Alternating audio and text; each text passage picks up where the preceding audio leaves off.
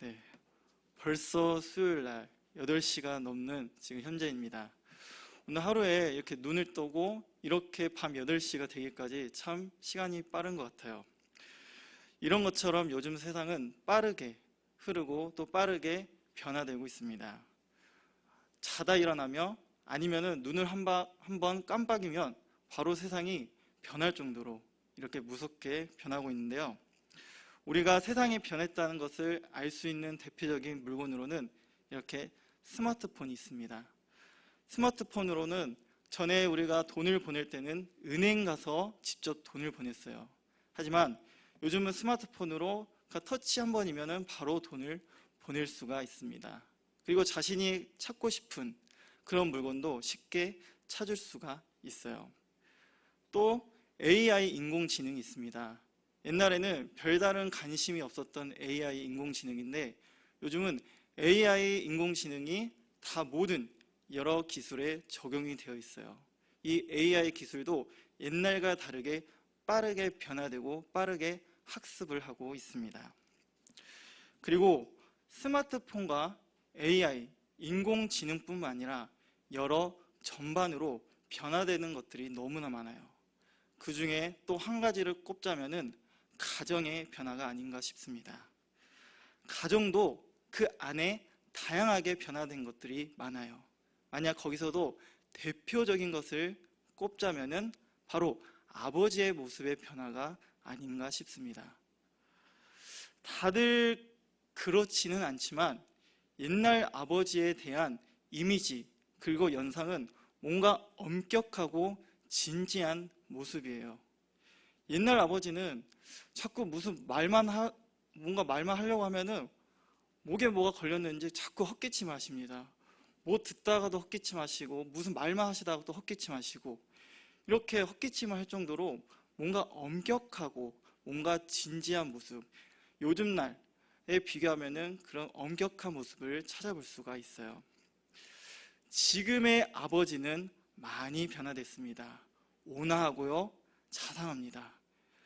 웃지도 않았던 그런 아버지의 모습, 요즘 그냥 입이 귓가에 걸릴 정도로 하얀 이가 드러날 정도로 많이 웃으세요. 옛날에 비하면은 아버지의 존재가 변해서 좋다, 뭐 웃어서 좋다, 이렇게 긍정적인 그리고 좋은 평가를 이어가고 있습니다. 그럼 여기서 가정이 이렇게 친숙하고 밝은 분위기로 변했는데 여기서 가장이라는 존재를 우리는 어떻게 바라봐야 하는 것일까요? 가장이라는 말에 아니 요즘 이 시대에 가장이 필요해 생각할 수도 있고 가장이라는 말 단어에 요즘 시대에 뒤떨어진다, 뒤처진다 그러한 생각도 하실 수도 있습니다. 오늘날 보면은 가장이 많이 사라졌어요. 한 사람의 판단과 결정보다는 가족 구성원의 판단과 결정으로 따라가고 있습니다. 하지만 대세에 따라서 가장이 없어지는 것이, 사라지는 것이 좋은 것인지 아닌지는 우리가 한번 생각해 볼 필요가 있습니다. 만약 누군가가 저에게 가장에 대해서 어떻게 생각하세요? 라고 물어본다면 저는 확실하게, 분명하게 가장이 필요하다고 말을 하고 싶습니다. 제가 이거 하는 말에 요즘 젊고 아세요? 젊고? 젊은 꼰대. 제가 가장이 필요한다는 말에 아이고 이거 전도사님 젊은 꼰대 납셨네 이렇게 느껴질 수가 있으세요. 만약 제가 여기서 뭐 유튜브나 여기 계신 여러분들 중에서 제가 젊은 꼰대라고 생각한다면 저는 여기서 더 나아가 가장이 꼭 필요한 존재라는 것을 역설하고 싶습니다. 이 부분에 대해서는 나중에 자세히 이야기해 드리겠습니다.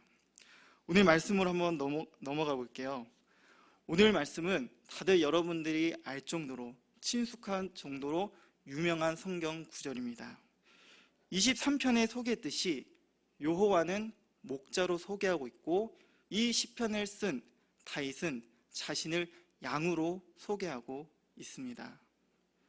다윗이 23편을 쓴 그런 시기는 어떤 시기인지는 잘 모릅니다. 하지만 여러 단어를 통해서는 추측은 가능해요. 어린 시절에는 당연히 다윗에게 원수는 없었을 겁니다. 만약 이 다윗이 저기 앉아있는 한결이 정도의 나이에 원수가 있다는 것은 다윗에게 인성이 문제가 있었다는 거예요. 하지만 어린 시절에는 원수가 없었을 겁니다. 다윗의 원수가 등장한 것은 사울 왕 밑으로 들어간 그때부터, 그리고 다윗을 시기하기에 사울 왕과 사울을 동조하는 그 세력들이 다윗을 죽이려고 하니까 당연히 다윗에게 있어서는 원수라고 생각할 수밖에 없습니다. 여기서 더 나아가 다윗이 왕이 되었을 때는 이제 이스라엘 주변에 있었던 여러 나라들이, 그 대적들이 일어났습니다. 그러면 그 대적들을 원수라고 표현할 수 있겠죠. 그 대적들을 원수로 표현한 것입니다. 그리고 여기 성경 구절처럼 그 원수를 피하느라, 아니면 그 원수라 공격하느라 다윗이 죽음, 여기 구절에서는 사망을 경험할 수도 있고요. 그런 대적들과 피하느라 공격하느라 광야랑 골짜기를 지나갔을 수도 있습니다. 그리고 시편 23편을 읽으면 무언가 특별한 것이 느껴져요. 그 특별한 것이 무엇이냐? 바로 다윗이 하나님과 오랫동안 사귀었던 그 경험. 다윗이 만약에 하나님과 깊은, 그리고 오랫동안 교제를 나누지 않았다면 이처럼 깊은 믿음의 고백과 영성이 느껴지지 않았을 겁니다. 그래서 여러 단어를 통해서 이 시편 23편은 어린 시절에 쓴 것이 아니라 어른이 돼서야 쓴 것임을 우리가 추정은 할 수 있어요. 현재 다윗은 이스라엘 왕으로서 그 이상으로 올라갈 데가 없습니다. 당시 모든 부귀영화와 막강한 군사력을 가진 다윗, 그러한 다윗인데, 그렇게 강력하고 힘이 있었던 다윗인데 자신을 양으로 소개하고 있어요. 양과 왕은 무슨 괴리감이 느껴지기도 합니다. 하지만 다윗은 알고 있었어요. 만약 다윗이 자신을 양으로 소개하지 않는다면, 양으로 살지 않는다면 자신의 생명과 영혼이 멸망의 길로 걸어간다는 것을 알고 있었습니다. 다윗은 자신을 양으로 소개하면서 중요한 것을 놓치지 않았어요.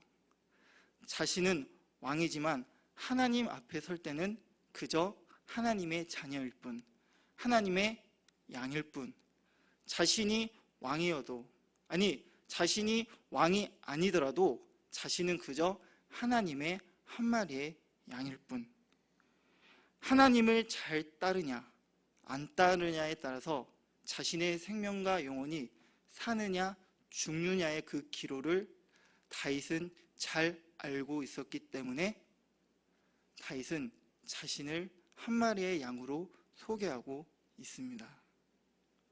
반면에 사울 왕은 어땠나요? 사울 왕은 다윗의 모습과 달랐습니다. 사울도 분명 하나님의 어린 양이었지만 그 어린 양임을 포기하고 하나님 위에 군림을 했어요. 그렇게 군림을 한 사울은 당연히 하나님의 인도하심에 벗어나고 결국 그 길은 어땠냐? 바로 멸망의 길을 걷고 말았습니다. 하나님은 양의 생명과 안전을 위해 목자처럼 인도하고 계십니다. 오늘 다윗의 모든 삶을 인도하신 것처럼 하나님은 목자로서 그 한 마리의 양을 위한 애착과 책임감이 있으세요. 이러한 목자처럼 우리 시대에 가장이 필요하다는 것을 말하고 싶습니다. 이 시대에 가장은 절실히 존재해야 합니다. 다양한 가장이 있겠지만 저는 그 중에 그 다양한 가장 중에 영적인 가장이 세워야 한다는 것을 말하고 싶습니다. 요즘 앉아서 뉴스를 듣고 있자니 너무나 비극적이고 무서운 소식이 들려지고 있어요. 누군가 죽어야지 움직이는 행정과 사람의 인식들, 그리고 요즘 묻지마 폭행과 묻지마 살인 때문에 밖에 나가면 두려울 정도로 그런 마음이 들고 있습니다. 그리고 요즘 한 사람의 판단과 결정을 따르는 것보다 가족 구성원들 아니면 모든 사람들의 결정과 판단을 따르는 것이 좋은 트렌드라고 생각하고 있어요. 한편으로 볼 때는 좋은 트렌드라고 할 수는 있지만 그거는 좋을 때만, 편할 때만 그렇지, 만약 정작 문제가 생긴다면 다른 차원으로 바꿔지고 맙니다.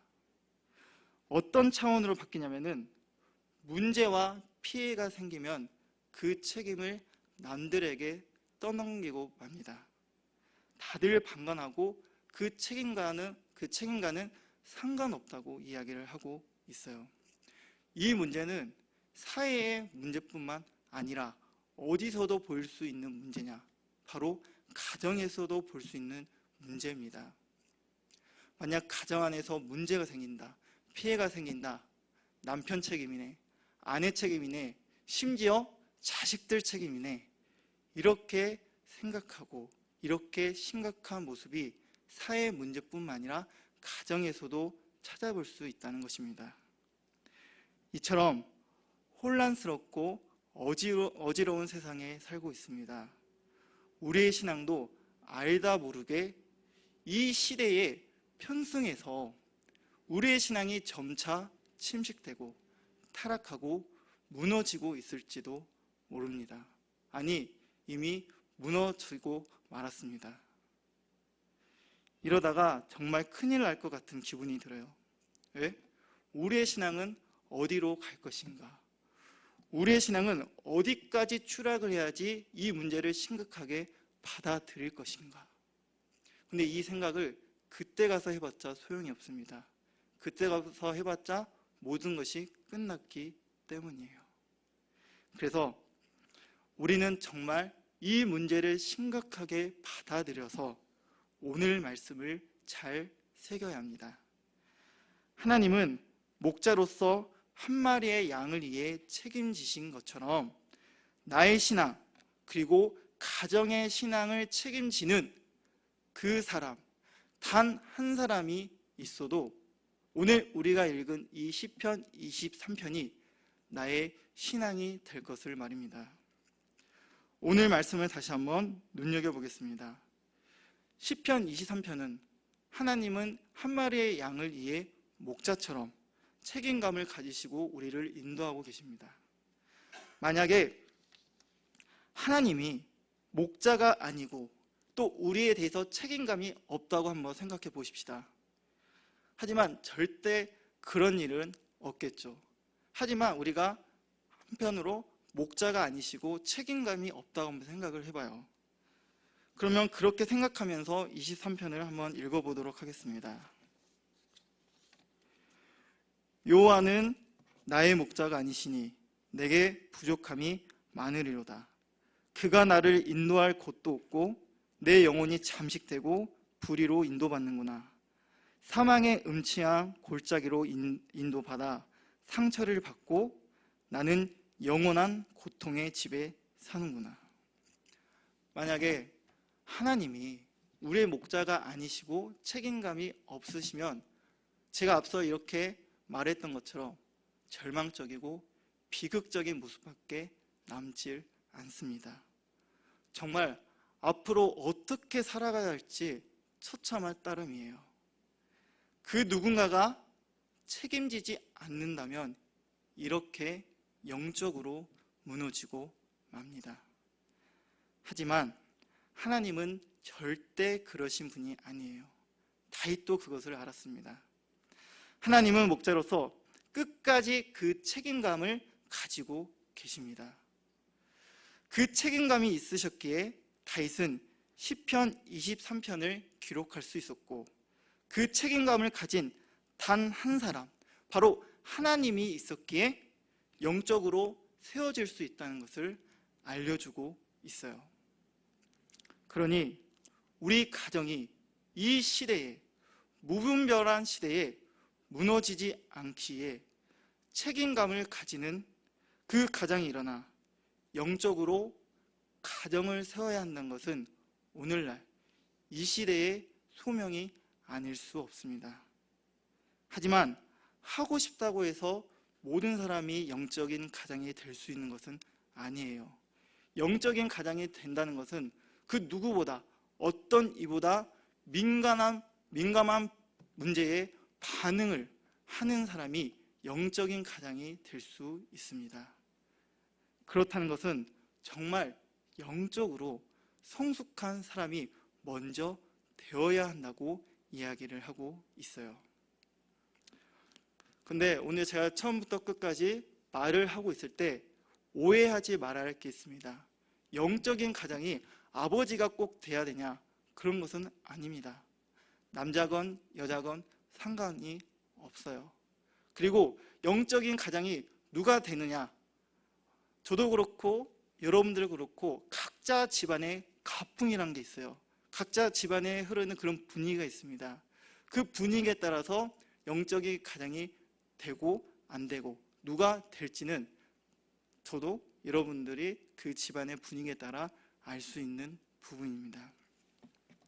하여튼 이 시간 영적인 가장으로 거듭나기 위한, 그리고 어떻게 해야 할지 한번 알아보는 시간을 갖도록 하겠습니다.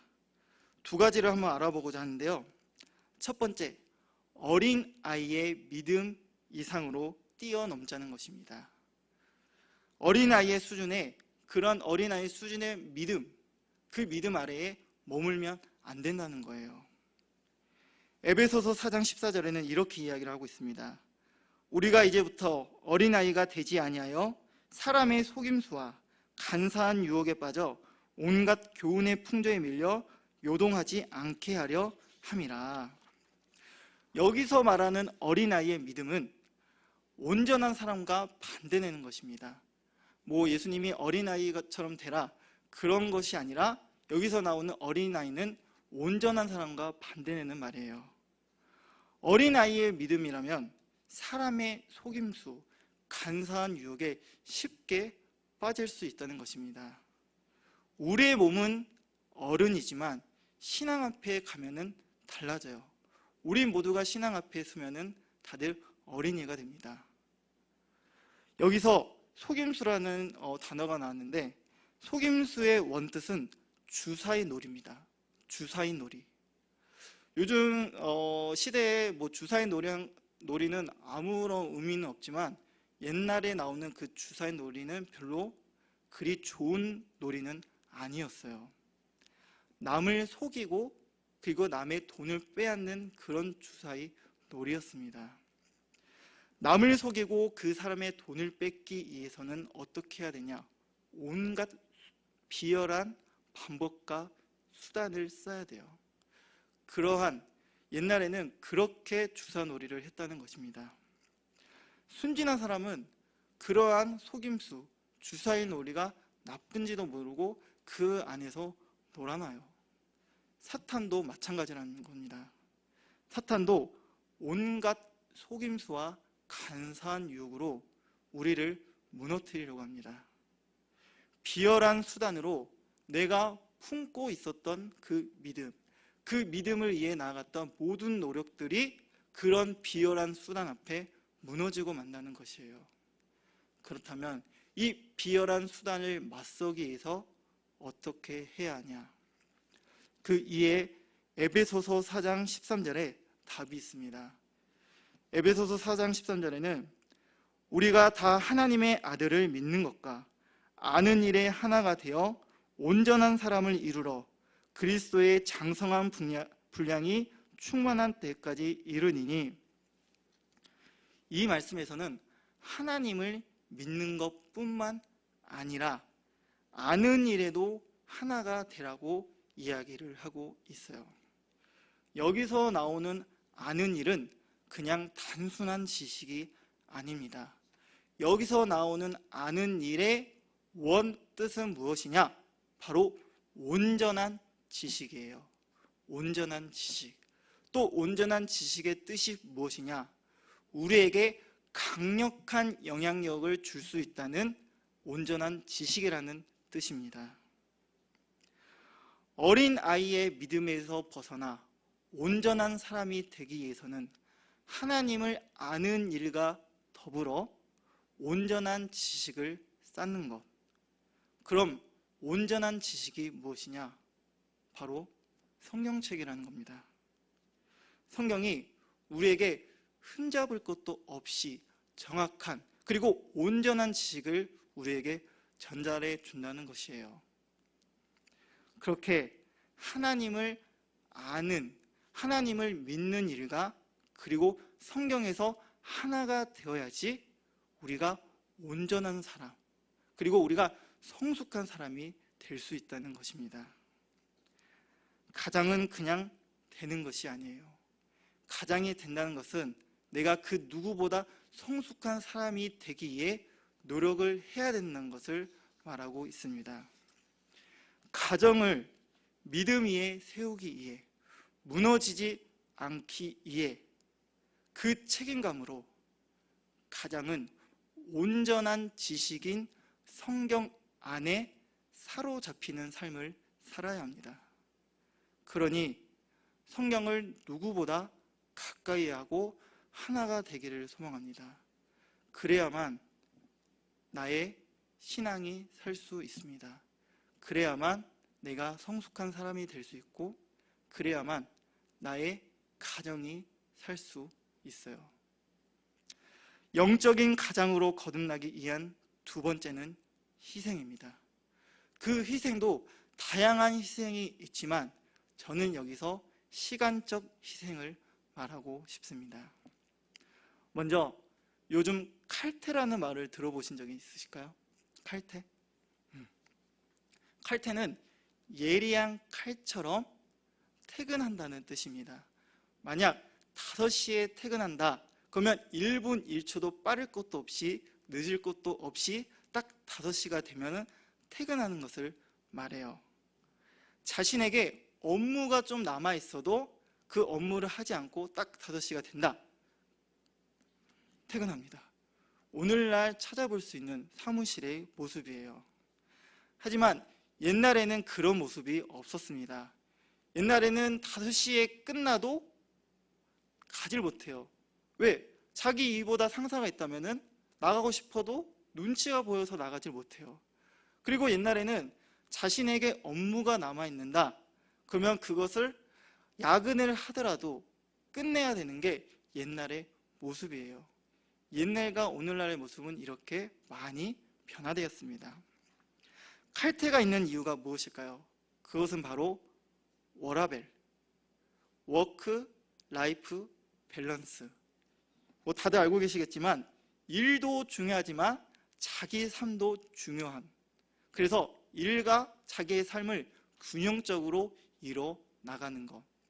자신에게 업무가 남아있어도 자신의 삶이 너무 중요하니까 안 하는 것. 그것이 바로 워라밸입니다. 여기서 그러면 질문을 한번 던져보겠습니다.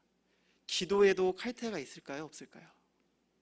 네, 있다고 하면은 뭔가 좀 부끄러운 생각이 들겠죠? 네, 기도는 칼퇴가 없습니다. 정확히 말하면 죽을 때까지, 예수님이 오시는 그 순간까지 칼퇴는 없어요. 가시고기라는 물고기가 있습니다. 가시고기는 어미가 알을 낳으면은 어미는 그 자리에서 떠나버리고 말아요. 그러면 그 자리를 누가 책임을 지냐? 바로 아비 물고기가 책임을 집니다.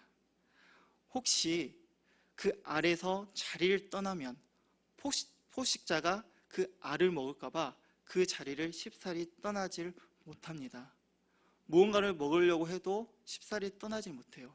만약 포식자가 나타나면은 공격을 하거나 방어를 하거나 그 가정 가운데 상처를 입기도 합니다. 이제 아비의 보살핌으로 아래서 서서히 이제 자식들이 부화를 해요. 이제 자식들이 부화할 쯤에 아비 물고기는 힘이 다 소진해서 그 자리에 죽고 맙니다. 이제 자식들, 그 아래서 부화한 자식들은 이제 움직일 쯤 돼서 다른 곳으로 가냐? 아니에요. 다들 아시다시피 강 바닥에 죽어진 그 아비 물고기의 살을 뜯어 먹습니다. 이제 그 아비의 살을 먹음으로써 힘을 얻고 그리고 이제 강이라는 세상에 떠나요. 아비 물고기는 이렇게 어미가 떠나는 그 순간부터 자신이 그 죽기까지 모든 시간을 누구한테? 바로 자식들에게 내어줬다는 것입니다. 여러분, 영적인 가장이 된다는 것은 필연적으로 자기 자신을 희생으로 몰아간다는 뜻이에요. 오늘날 자신의 시간만을 너무나 소중하는 시대, 다른 것에는 간섭받고 싶지 않는 그러한 시대, 오늘날 시대에 비추어서 내 시간에 기도하는 것, 그것을 희생이라고 할 수 있다면 우리 모두는 그 길을 걸어가야 합니다.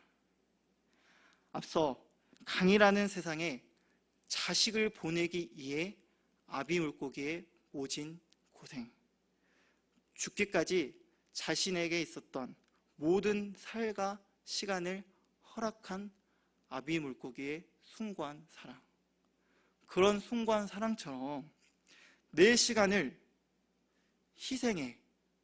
희생한 그런 기도가 내 가정과 자식을 살릴 수만 있다면, 건강해질 수만 있다면, 내 기도가 하나님께 상달할 수만 있다면 내 기도가 어떻게 아깝다고 생각할 수 있겠습니까? 자식들이 커가는 가정이어도, 자식들이 큰 상태여도 영적인 가정은 기도를 끊어서는 안 됩니다. 나의 시간의 희생이 클수록 우리 가정이 회복될 수 있습니다. 우리 가정이 건강해질 수 있습니다. 그래서 우리의 기도는 포기할 수도 타협할 수도 없습니다. 하지만 영적인 가정이 절대 잊지 말아야 할 점이 있어요. 영적인 가정이지만 그 가장은 절반뿐인 가장이라는 사실입니다. 영적인 가장도 인간이기에 연약하고 쓰러질 때가 있어요. 무거운 부담감과 책임감으로 그 자리에서 벗어나고 싶을 때가 있습니다. 오늘 다윗은 왕이었지만 자신보다 더 위에 계셨던 하나님이 계신다는 것을 믿었어요. 다윗은 모든 것을 갖춘 왕이었지만 그것과 상관없이 하나님 앞에 무릎을 꿇고 힘을 달라고, 산성이 되어달라고, 그리고 나의 방패가 되어달라고 읍소했습니다. 왜? 하나님은 목자이시지만 다윗은 하나님을 단순한 목자로 생각한 것이 아니라 가장 뛰어나신 목자로 생각했기에 신실하게 하나님을 믿었고 평생 마지막 고백이라고 해도 과언이 아닌 시편 23편을 기록할 수 있게 되었습니다. 영적인 가장으로 살아가겠다고 했지만 때론 지치고 쓰러질 때가 있습니다. 그리고 그러한 부담감 때문에 울고 싶을 때도 있고 내 시간을 왜 써야지 그렇게 귀찮을 때도 있을 거예요. 그럴 때 우리도 다윗처럼 인정하고 고백해야 합니다. 나는 영적인 가장이지만 나를 붙잡고 힘주실 분은 바로 주님, 나를 굳세게 잡아주실 분, 가장 뛰어나신 가장이 되어주신 그런 하나님, 가장 중엔 가장을 먼저 붙잡고 있지 않으면 절반뿐인 가장이구나. 그러니 내 이의 가장이신 하나님을 붙잡고 이 모든 것이 감당할 수도 있고 그리고 모든 것을 이겨낼 수 있구나. 우리도 다윗처럼 이렇게 인정하고 고백해야 합니다. 영적인 가장으로 거듭나려는 방법도 중요하지만 가장 뛰어난 가장이신 주님 아래에 먼저 거해야, 그분을 먼저 신실하게 믿어야야 오늘 시편 23편은 그러한 진리를 우리에게 알려주고 있습니다. 말씀을 정리합니다. 어렵고 혼란스러운 시대, 내 신앙과 우리 가정의 신앙이 어떻게 해야 할지 고민 중에 있을지도 모릅니다. 하지만 오늘 말씀은 어떻게 살아가야 할지 우리에게 증거하고 있어요. 오늘 말씀을 통해 영적인 가장이 된다는 것은 이 시대의 사명이자 가정을 살리는 길입니다. 또한 내 이에 가장 중에 가장이신 하나님을 붙잡아야지 내가 영적인 가장으로 지치지 않고 이 모든 것을 감당할 수 있도록 힘을 주신다는 사실, 그 사실을 늘 믿어 여러분과 여러분의 가정이 주님의 생명과 안식으로 들어가길 축복합니다. 우리 함께 기도하겠습니다. 사랑의 주님, 요즘 들어서 너무 흉흉하고 어지럽고 혼란스러운 시대 속에 살고 있습니다. 우리가 어떻게 살아갈지 고민하고 있지만 오늘 말씀을 통해 내가 영적인 가장, 그리고 책임지는 단 한 사람이 되어야 된다는 것을 알게 되었습니다. 책임지는 단 한 사람이 있어도 내 자신과 내 가정이 무너지지 않는 것, 그런 모습을 시편 23편을 통해 알게 되었습니다. 내가 그 누구보다 책임지고 그 누구보다 성숙한 사람이 되어 내 자신과 내 가정을 살리는 일에 앞장서는 모든 주의 자녀들이 될 수 있도록 이끄시고 인도하여 주시옵소서. 성숙한 사람이 되기 위해 내가 먼저 온전한 지식, 성경을 가까이 한다는 것을 알게 되었습니다.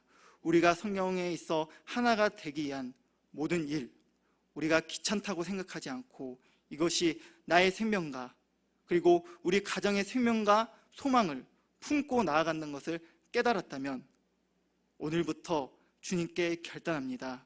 성경에 가까이 그리고 성경 안에서 하나가 될 수 있도록 우리를 이끄시고 인도하여 주시옵소서. 그리고 우리가 기도하기를 게을리지 않게 하여 주시옵소서. 우리가 기도로서 나의 자식과 나의 가정이 하나의 생명과 소망으로 품고 나아갈 수 있다는 그것도 깨달았다면 우리가 그 기도를 늘 게으르지 않고 기도에 늘 힘쓰며 나아가는 주의 자녀들이 될 수 있도록 이끄시고 인도하여 주시옵소서. 또한 내가 영적인 가장이지만 때론 힘들고 무너지고 그리고 쓰러질 때가 있습니다. 우리가 그런 것을 생각할 때에 다윗처럼 내 이에 계셨던 하나님, 그 목자처럼, 아니 가장 이에 가장 뛰어나신 그 주님을 늘 붙잡고 신실하게 믿고 나아갈 수 있도록 도와주시옵소서. 주님이 나의 산성이시오, 나의 방패시오, 나의 힘이 되어준다는 그런 사실과 그 진리를 붙잡아 우리가 이 세상이 끝날 때 아니며 주님을 만난 그 순간에 우리가 영원한 기쁨과 소망을 함께 누릴 수 있도록 이끄시고 인도하여 주시옵소서. 이 모든 말씀 예수님의 이름으로 감사하며 기도드립니다. 아멘.